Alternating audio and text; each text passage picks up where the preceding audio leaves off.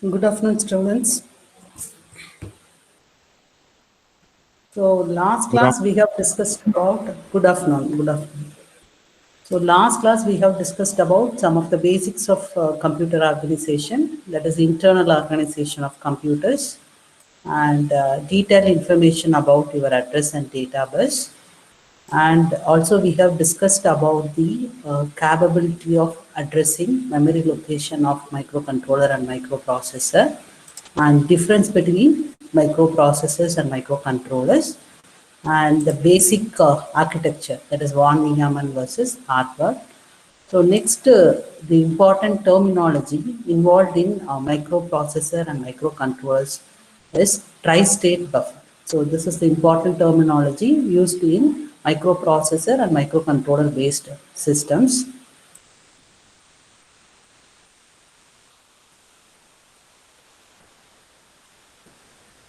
So all the devices used in microprocessor and microprocessor controller based system uses tri-state logic. Okay. So basically in digital devices we have two logic. It is logic 0.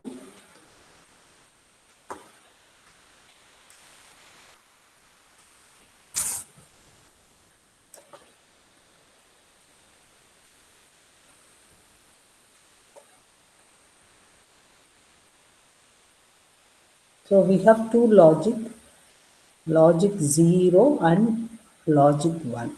Okay. In case of digital devices. So tri-state logic devices have three states, that is logic 0, logic 1 and high impedance state. Please note it down. So tri-state logic devices have three states, logic 0, logic 1 and high impedance state level. So your logic high and logic low levels are normal logic levels, but this high impedance is different. That is, it is electrically open circuit condition. That is electrical open circuit condition.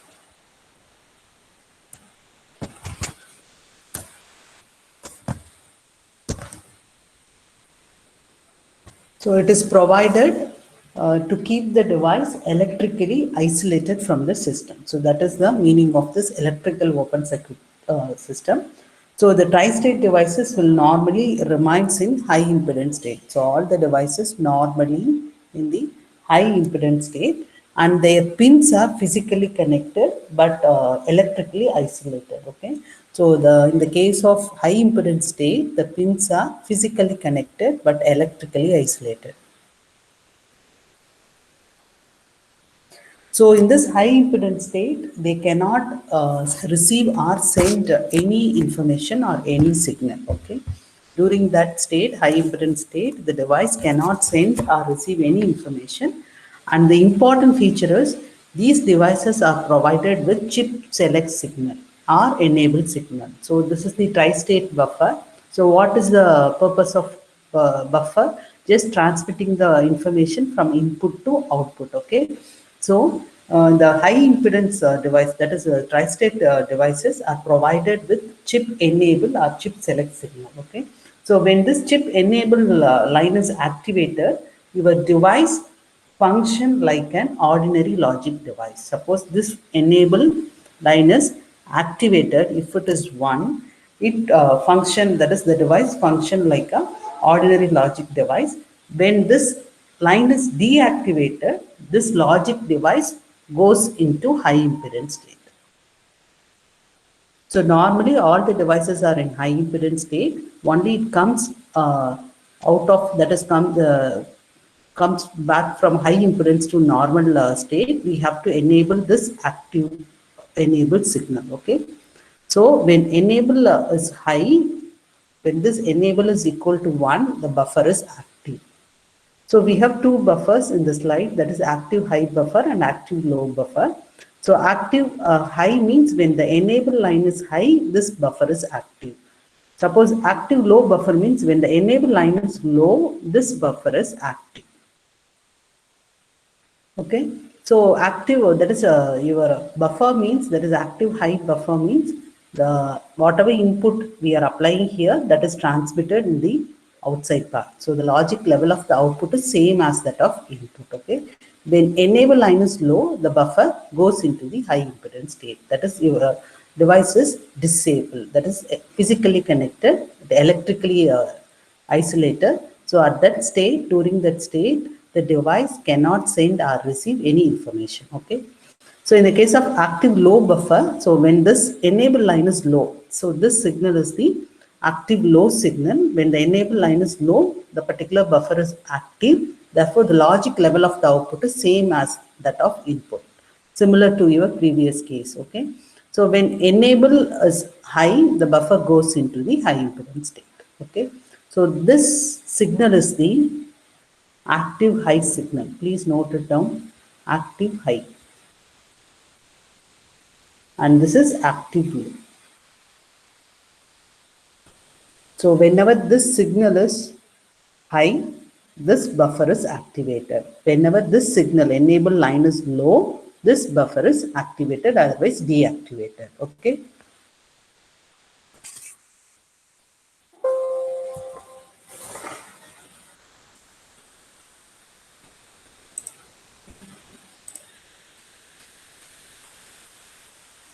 So look at this table. So here, two cases. There are two cases. Enable line is activated and enable line is deactivated. Okay. When the enable line is activated, the input is 0 means what will be the output? Please tell me. Your enable line is activated now. I am giving 0 input. What will be the output? 0.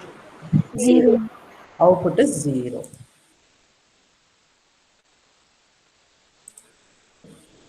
So output is 0. Okay.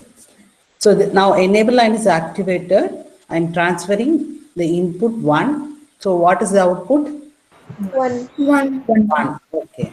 1. Now enable line is deactivated. This is deactivated. So your input is 0. What will be the output? High impedance. High impedance. So this state is high impedance state. And second one, the input is 1, output is in high impedance. Okay, this is for active high buffer. Okay, for active low, please find out the answer for this table. So here, this signal is the active low signal. When the line is low, this buffer is activated, otherwise deactivated. Okay. So what is the answer for this one? So first, your enable line is 0, input is 0. What is the answer? 0. 0. 0, 1. Your enable is deactivated. Input is 1. What will be the output? 1. 1. 1. And second case, your enable line is disabled, that is high. Okay. That case, your input is 0, output is High impedance. high impedance state. And similarly, this case, your output is in high impedance. So tri-state devices will normally remain in high impedance state and the pins are physically connected in the system but electrically isolated. So when enable line is activated, so it comes out of high impedance state to normal logic state. Okay. So all the devices involved in your microprocessor and microcontroller system follows this tri-state logic. Okay. Is that clear? Is that clear, students? Yes, ma'am. What about other students? Yes, ma'am. Yes, ma'am. Okay, ma'am. Okay. So shall we move on to the next topic, 8051 architecture? Yes, ma'am. Yes, ma'am. Okay. So this is a general block diagram of your 8051 microcontroller. Actually, this 8051 is designed by Intel in 1980, in the year of 1980. So this was based on hardware architecture. What is hardware architecture? It has two memories and pipelining is Now, it has two different memory for storing your data and instruction to be executed. Okay. So it is that is your 8051 follows hardware architecture, and this IC developed primarily for using embedded system application, and it was developed using NMOS technology.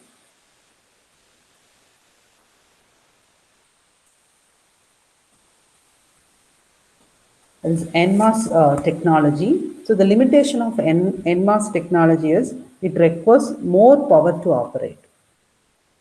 It requires more power to operate. And their updated version is AC51. It is based on CMOS technology. So the main benefit of CMOS technology over NMOS is the power dissipation. So that is the main difference, that is main benefit. So when the circuit or system activates, then only your power dissipation starts. So that is the advantage of CMOS technology. So now we are having this 8C51 is based on CMOS technology in order to reduce the power consumption. Okay. So the main objective is it is required, that is it requires less power to operate, okay, as compared to the previous version, that is NMOS technology. So this microcontroller IC is a small and low cost self-contained computer on chip, and it has 40 pins, the dual inline package, the operating frequency 12 megahertz, power supply 5 voltage. Okay, so it operates with 12 megahertz clock and single plus 5 voltage supply. Okay, and the features of 8051 microcontroller, it has 4 KB internal ROM memory and 128 bytes internal RAM memory, and we have two timers, timer 0 and timer 1, and 4 IO ports. So these 4 IO ports can be configured as input and output. Okay, that is port 0, port 1, port 2 and port 3. So all the ports are 8-bit ports, so it can be configured as input as well as output ports. Okay, and also we have interrupt control and one serial port with full duplex capability. It supports full duplex communication.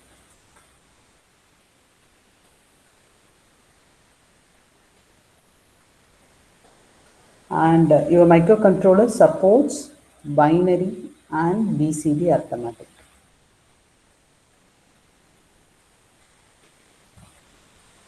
So these are the features. There is 4 KB of on-chip ROM and 128 bytes of on-chip RAM. And internally, inside RAM, we have 4 register banks. I will explain that later. 4 register banks, an on-chip clock generator, and we have external crystal oscillator. So this oscillator will generate 12 megahertz frequency, and two 16-bit timers, timer 0 and timer 1, and it will support binary and BCD arithmetic. Okay. So here, coming into the instruction cycle, so the 1 microsecond instruction cycle, it has 1 microsecond instruction cycle with 12 megahertz capability. Okay.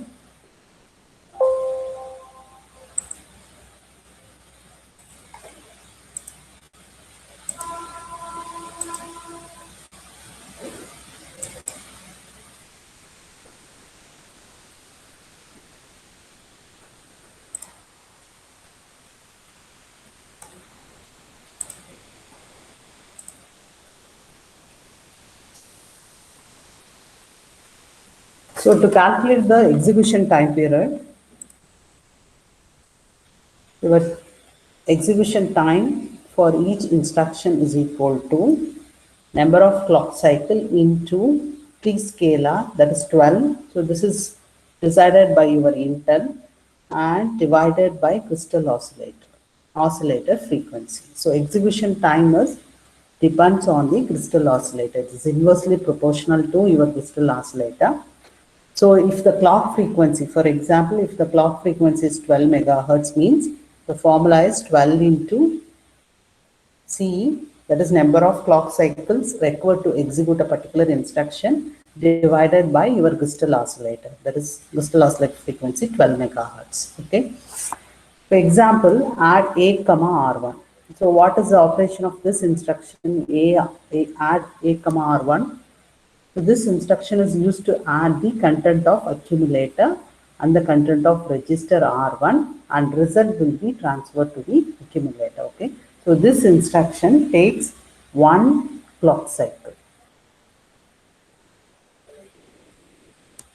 So to calculate the execution time for this particular instruction, so 1 into 12 divided by 12 megahertz.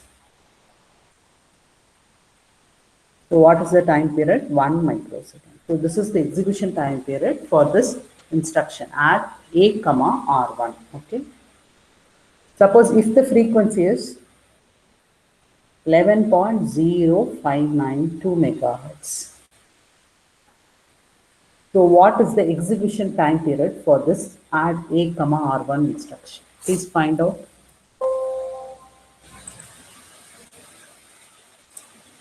Can you understand? Actually, execution time can be calculated by using this formula. By using this formula, that is number of clock cycles required to execute the instruction into 12.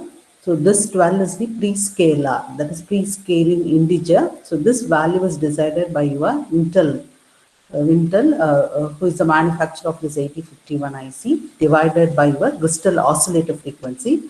For example, your crystal oscillator frequency is 12 megahertz, means C into, that is 1 into 12 divided by 12. So the execution time period 1 microsecond. So the time required to execute this add A comma R1 is 1 microsecond. Okay. So consider if the frequency is 11.0592 megahertz. So what is the execution time period? Please find out.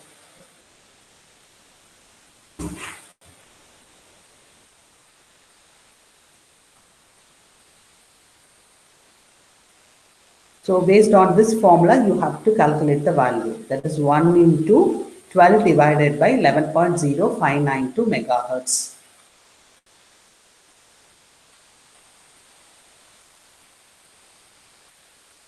So what is the unit for this value? 1.085. Microsecond. Microsecond. Okay, 1.085 microsecond. Okay. So 1.085 microsecond is required to execute this particular instruction, add A comma R1. Okay. And suppose if the frequency is 12 megahertz, please find out the time period, execution time period. So F is equal to, that is crystal oscillator frequency is 12 megahertz.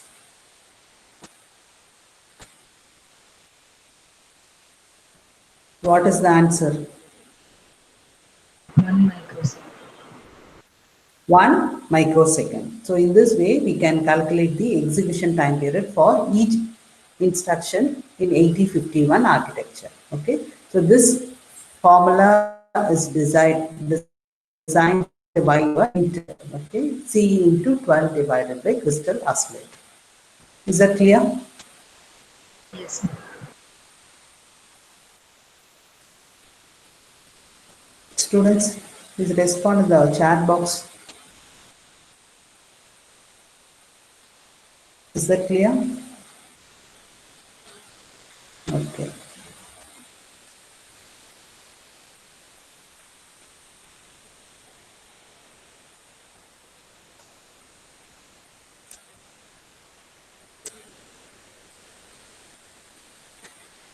So according to the architecture of 8051, the external oscillator, that is this crystal oscillator, provides 12 megahertz clock signal to your CPU.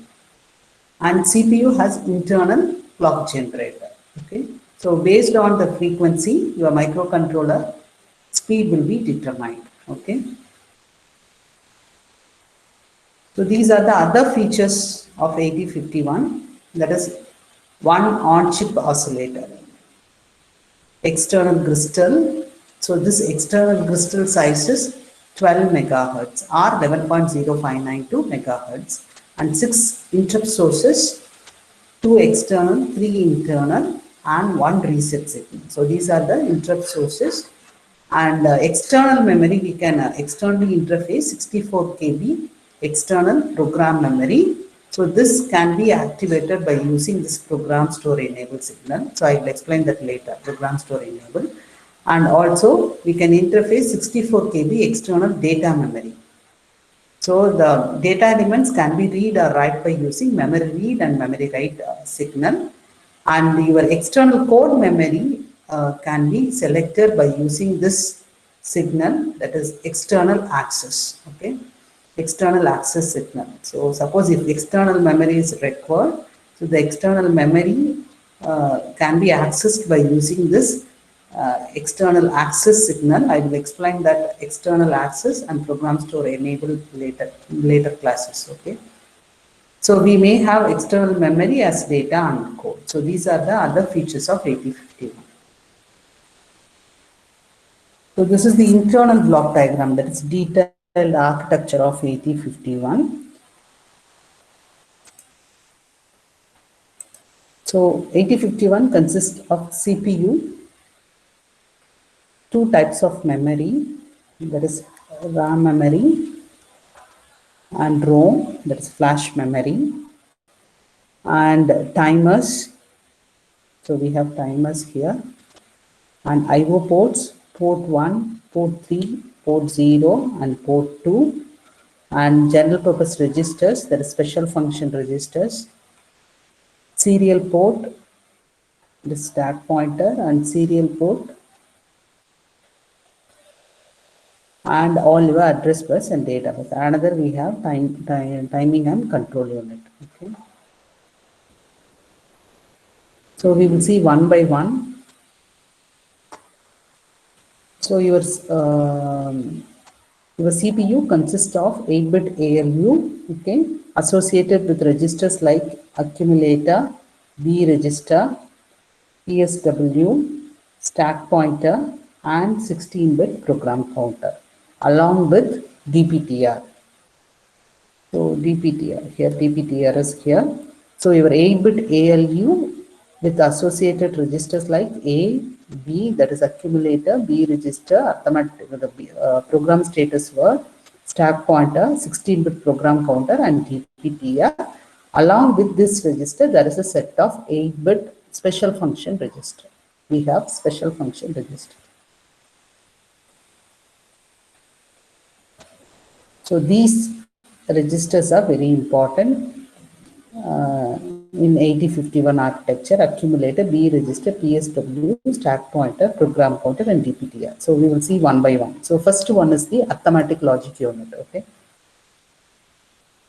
So this arithmetic logic unit can perform arithmetic and logic operations on 8-bit data.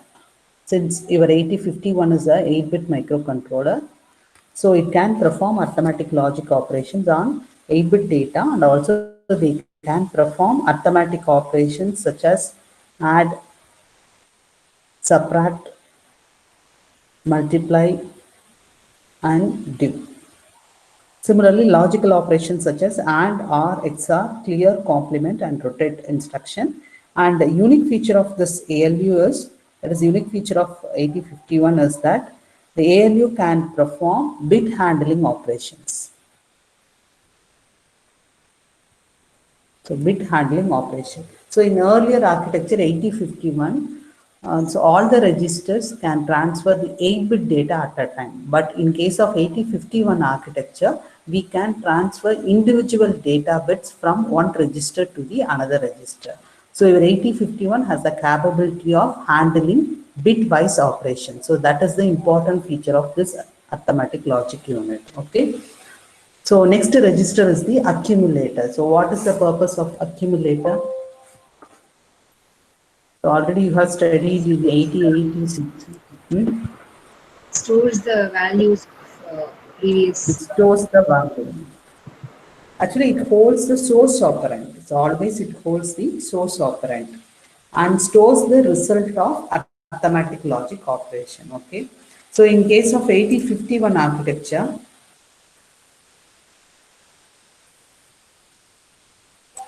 so this accumulator is a 8-bit register. So 8-bit register which perform arithmetic and logic operations on 8-bit data. Okay. So it holds the one of the source operand and stores the results of arithmetic logic operation. And next one is the B register. This register is also called math register. Okay. So it is used in the operation of, mainly it is used in the operation of multiplication and division. Okay. So for these operations, it holds one of the two inputs and retains the part of the result. Okay. Example, MULAB. So the operation of this instruction is, it will multiply the accumulator content with B register. That is, multiply the accumulator content by B register content. After the multiplication, the result will be holded by accumulator, and also higher order of the result will be holded by B register. Okay. So B register, it's mainly used for multiplication and division operation. Okay. So A is B register over.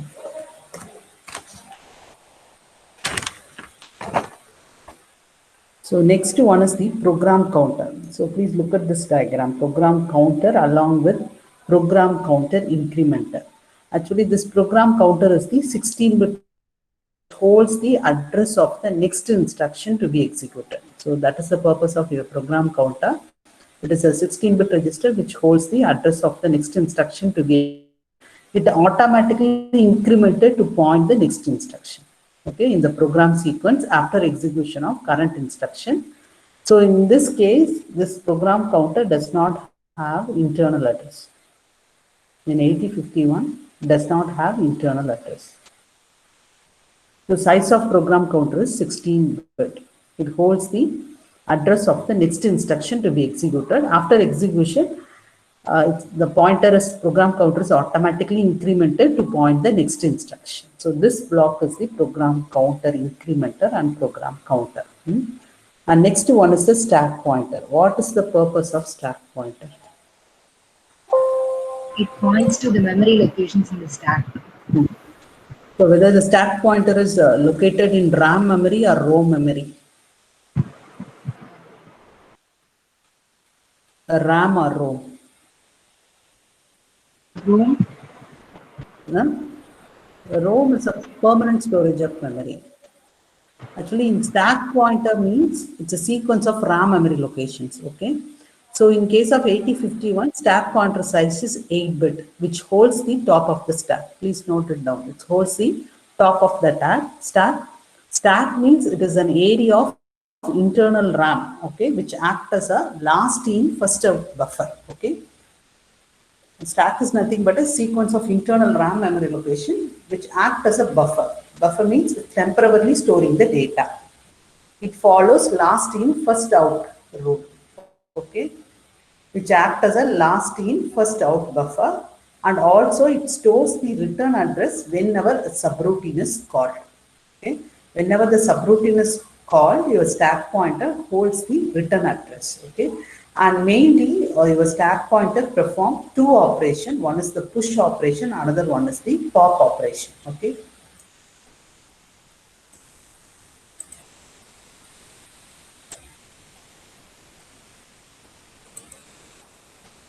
So push operation and pop. So push is for inserting data element into the stack. And this is deleting data element from the stack. Mainly it will perform two operations, push operation and pop operation. So in case of push operation,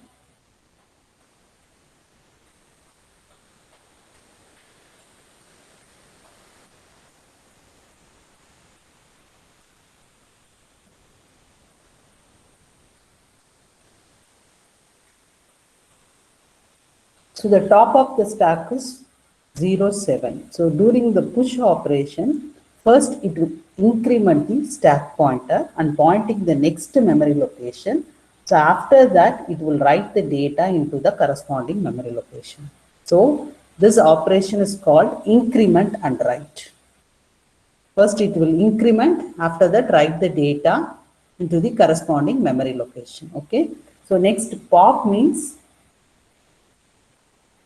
0, 8. Suppose if stack is pointing this 0, 8. So first get the data and decrement the memory location. It's pointing 0, 7. So this operation is get and decrement.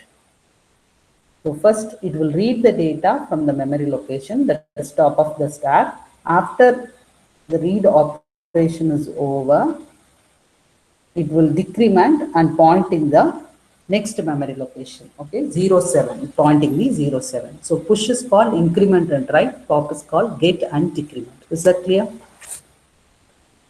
So your 0, 7 is nothing but your top of the stack. So first it increment and write the data in case of push operation. In the pop, first it will get the data from the top of the stack and decrement the stack pointer content by 1. Okay, is that clear? Yes, ma'am. Students, what about other students? Any doubts? Okay.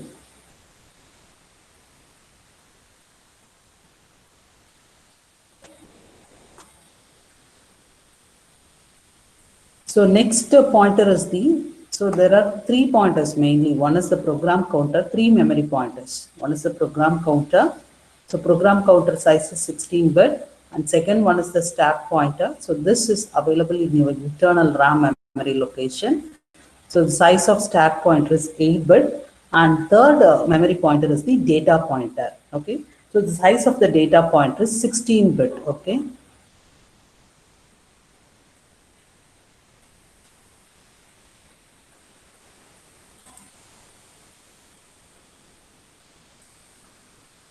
So DPTR size is 16-bit. So this register, that is this pointer, is used to fetch data from external memory, okay?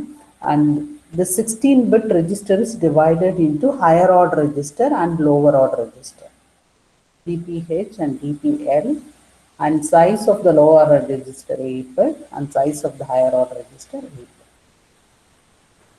So each register has separate internal address. So DPL internal address 83H and 82H and DPH 83. And this register does not have a single address. So separate address for DPL and DPH. Okay. So totally 16-bit register that is divided into higher order data pointer and lower order data pointer. So lower order DPT data pointer address 82 and higher order data pointer address is 83. Okay.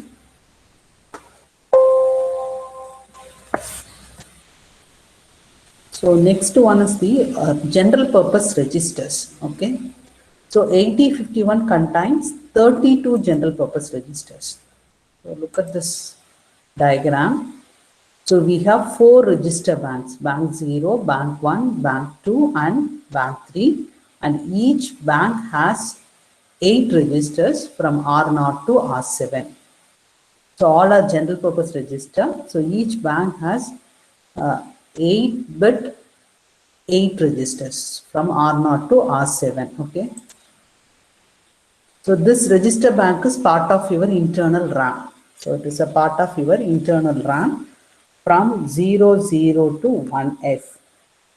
So 4 register bank and each register has 8 8-bit registers. So 8 into 4, totally 32 general purpose registers. So default register bank is bank 0. And these banks can be selected by using this PSW register. I will explain that later. Okay.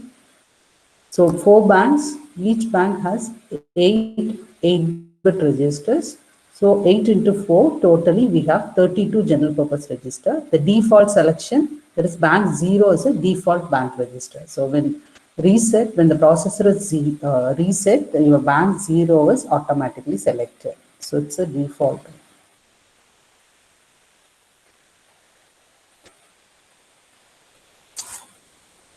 So these registers are arranged as a part of internal RAM in 4 register banks B0 to B3, each containing 8-bit registers. Okay.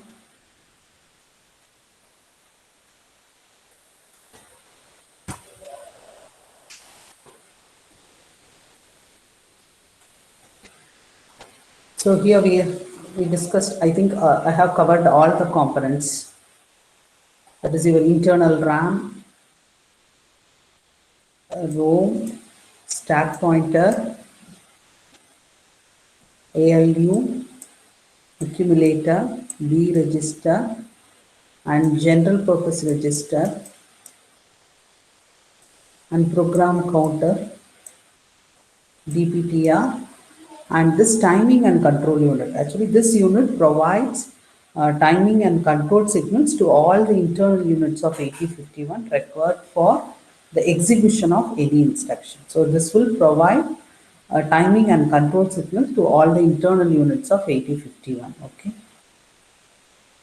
And oscillator module, actually in 8051 generates a clock signal required for internal synchronization by connecting this resonance circuit between the pins XTAL1, XTAL2. I will explain that later. XTAL1 and XTAL2. So this unit is connected to the XTAL1 and XTAL2 of your microcontroller. So here the quartz crystal is used to generate the crystal frequency, that is 12 megahertz. So the quartz crystal is used as an oscillator, and crystal frequency should be the internal clock frequency of your microcontroller. So this 12 megahertz will decide the internal clock frequency of your 8051 microcontroller. Okay. So that's all about your architecture. And the important component in architecture is your PSW. This PSW is associated with your ALU. Okay. So PSW is a program status word. It is an 8-bit register. Okay.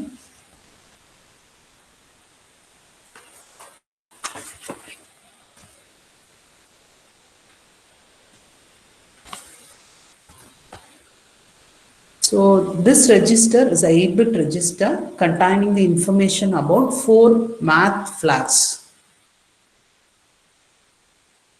That is carry, auxiliary carry, overflow, and parity.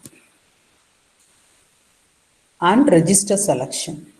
That is register bank selection can be done by using RS0 and RS1, and also we have user flag. Okay. So containing the information about 4 math flags and register selection along with your user flag status. So this is the format from D0 to D7. Okay.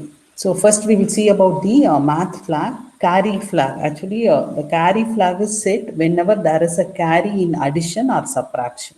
So look at this example. So during the addition, the D7, the carry is generated. Whenever the additional carry is generated, this flag is set to 1, otherwise reset. Okay.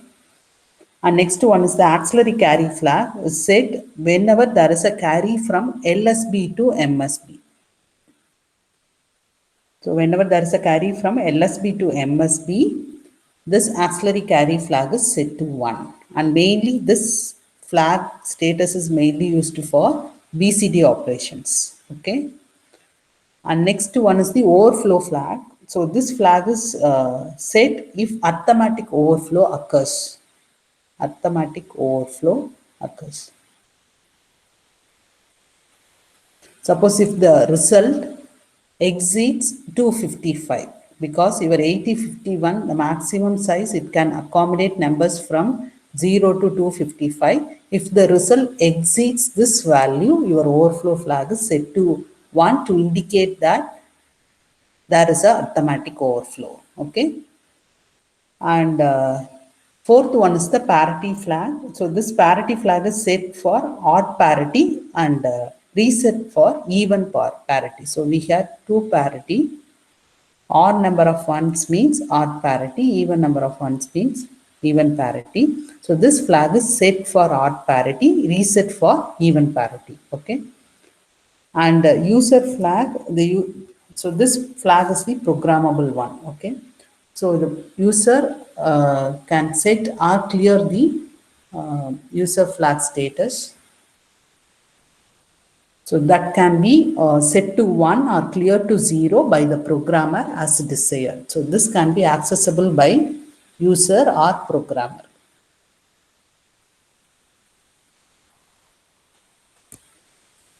So as I have mentioned earlier, we have 4 register banks.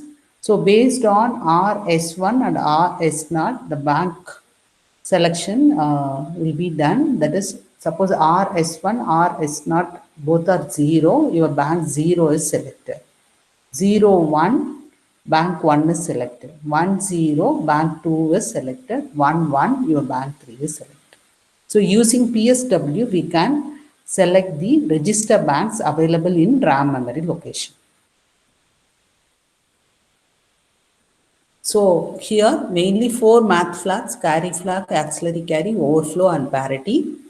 So carry flag is set whenever there is a carry in addition or borrow in subtraction. Auxiliary carry is set whenever there is a carry from LSB to the MSB. It is used in BCD operations. Mainly it is used in BCD operation. Overflow flag is set if arithmetic overflow occurs. That is when the result is exceeded. So the results of signed number operation exceeds means this particular flag will be set. So and parity flag is set for odd parity and reset for even parity, and user flag can be set or reset by the programmer or user as desired. And RS0 and RS1 is mainly for selecting your register flag, the register banks. Okay.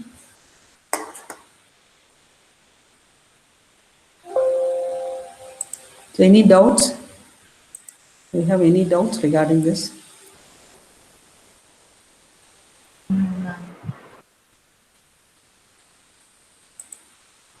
Okay. So please note down this problem. Add 3D and 1D and find out the status of PSW. Add these two numbers. Based on the results, your flag will be affected. Okay. So find out the PSW content after the addition.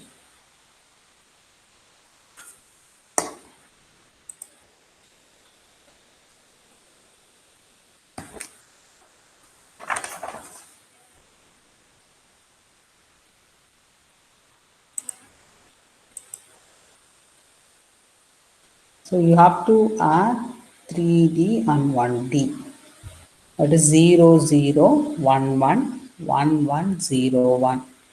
Next 0, 0, 0, 1, 1, 1, 0, 1. Find out the answer.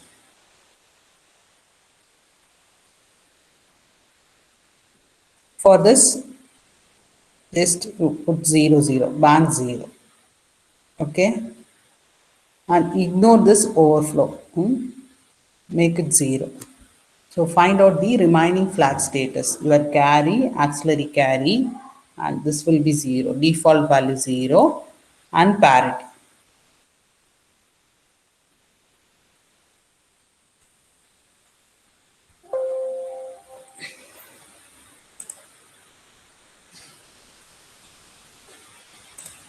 So what is the answer? So what is the answer after the addition? After the addition, what is the answer?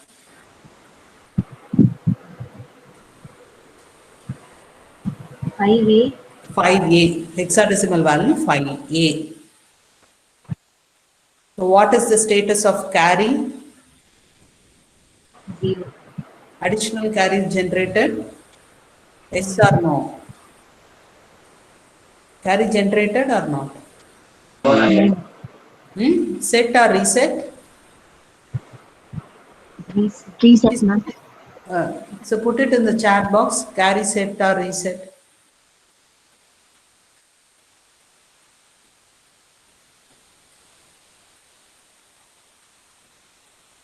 Carry reset, okay. So what about auxiliary carry? Set. Auxiliary carry set. Set. Parity,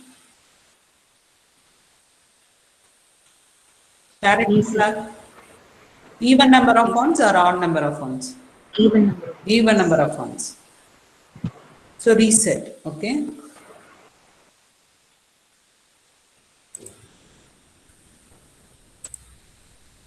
So the answer is 0, 1, 0, 1, okay.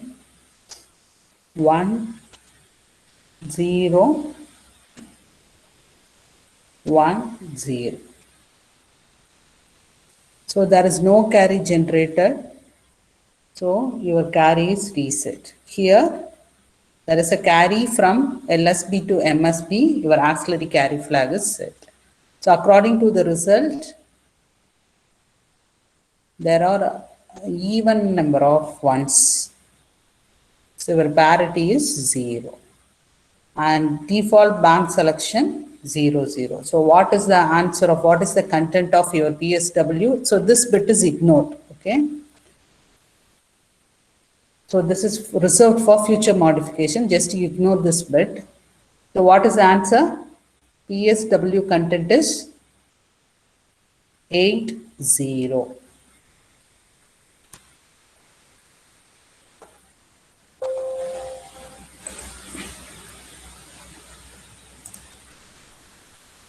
All of you getting this answer? Ma'am, isn't it 40, ma'am? Sorry, 40. The answer is 40. Sorry. So the answer is PSW content is 40. All of you getting this? Yes. Okay. Ma'am? Yes. Ma'am, is F0 the user-defined flag, ma'am? Which one? F0. F naught or which F one? not. F not. F naught is the user defined flag. Okay. The user or programmer can set or reset the flag configuration. So remaining flags will be affected based on your ALU result. So based on the arithmetic logic unit result, remaining math flags will be affected. User can set or reset the flag status by using this bit F naught. Ma'am, and why do we have a blank column? So this is for future modification. So this bit is reserved for future modification, future implementation. Okay. Okay. So this bit is undefined bit. You can put a 0 or 1. For our understanding, you make this bit is 0. So any other doubts? Okay, please note down the homework problem. Add 1D and 1F.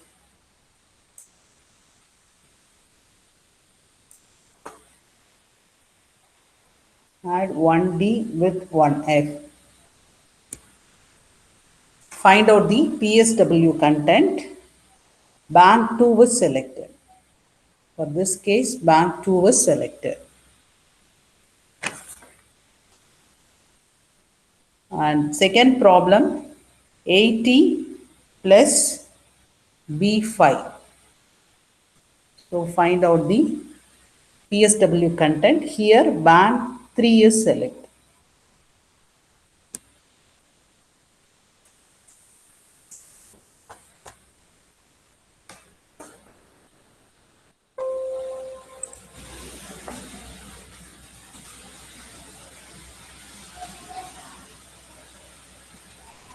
So please note down the homework problem. 1D plus 1F, 80 plus BF.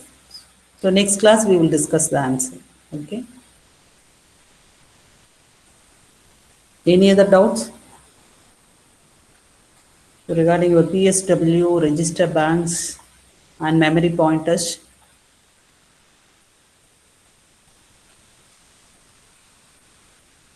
Is that clear? Yes.